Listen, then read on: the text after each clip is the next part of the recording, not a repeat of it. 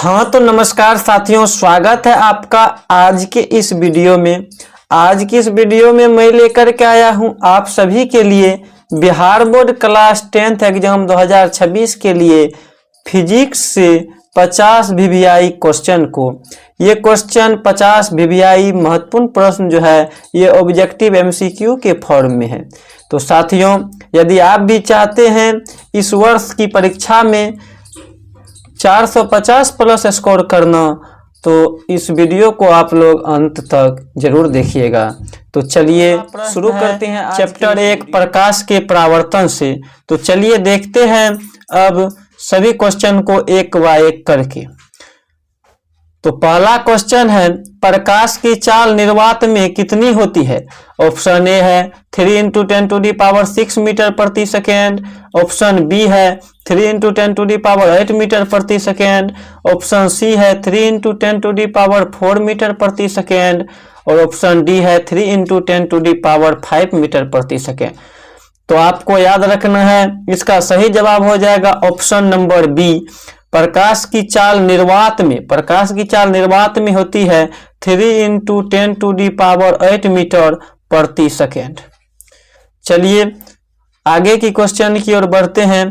Question number 2 है, दर्पण पर प्रकाश का लौटना यह कौन सी घटना कहलाती है? ऑप्शन ए है अपवर्तन, ऑप्शन बी है परावर्तन, ऑप्शन सी है विवर्तन और ऑप्शन डी है व्यतितीकरण। तो इसका सही जवाब हो जाएगा ऑप्शन नंबर बी परावर्तन। दर्पण पे प्रकाश की किरण का लौटना जो है परावर्तन कहलाता है। आपको ये याद रख लेना है, परावर्तन कहलाता है दर्पण से प्रकाश की किरण को टकरा करके लौटना, ये परावर्तन कहलाता है। चलिए अब चलते हैं क्वेश्चन नंबर 3 की ओर। अगला प्रश्न संख्या 3 है, अवतल दर्पण किस प्रकार की प्रतिमा बनाती है? ऑप्शन ए है केवल वास्तविक, ऑप्शन बी है केवल आभासी, ऑप्शन सी है वास्तविक एवं आभासी दोनों और ऑप्शन डी है इनमें से कोई नहीं। इस प्रश्न का सही जवाब हो जाएगा ऑप्शन सी वास्तविक एवं आभासी दोनों। और उत्तल दर्पण जो है, उत्तल दर्पण केवल आभासी प्रतिबिंब बनाती है। अवतल दर्पण आभासी एवं वास्तविक दोनों प्रतिमा बनाती है। चलिए अगला प्रश्न है प्रश्न संख्या 4, फोकस दूरी क्या होता है? फोकस दूरी F = फॉर्मूला क्या होता है?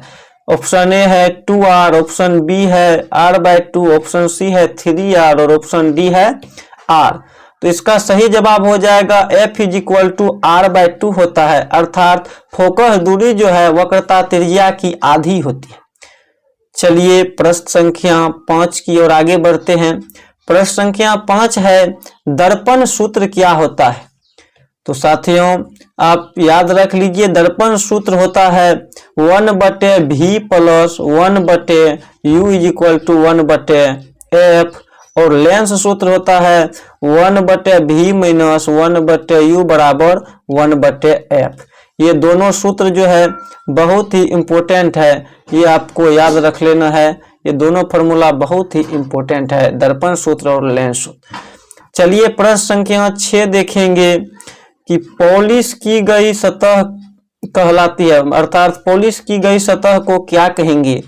ऑप्शन ए है पारदर्शी, ऑप्शन बी है दर्पण, ऑप्शन सी है ठोस और ऑप्शन पॉलिश की गई सतह को हम लोग दर्पण कहते हैं। जो एक भाग से पॉलिश रहता है उसी को दर्पण कहते हैं।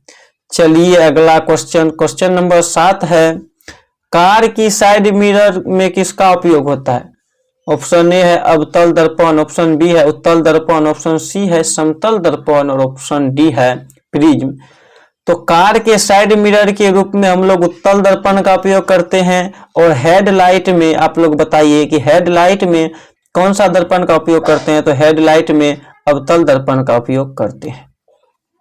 अवतल दर्पण का उपयोग और कहाँ होता है? अवतल दर्पण का उपयोग जो है हजामत में होता है। उत्तल दर्पण का उपयोग हजामत में होता है, हेडलाइट में होता है और सर्च लाइट में होता है।